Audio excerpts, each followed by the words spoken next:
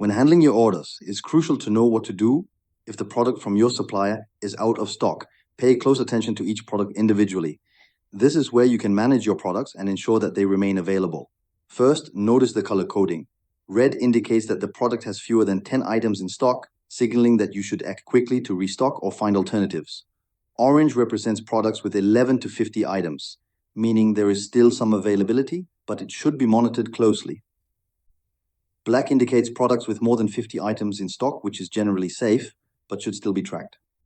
By observing the stock levels indicated by your supplier, you will know exactly how many units are currently available and can plan accordingly. This allows you to find suitable alternative products or variations if needed. You can click on each product and check by size or variation to see the current availability. By systematically monitoring stock and product details, you can avoid situations where a customer order cannot be fulfilled. Keeping track of this information ensures smooth operations in your dropshipping business and allows you to make informed decisions about replacements or restocking. Spocket helps you build your dropshipping store in just 5 minutes with AI. Access high-quality products with super fast shipping from premium US and EU suppliers. Start your free 14-day trial at YB.Digital/drop and revolutionize your e-commerce success today.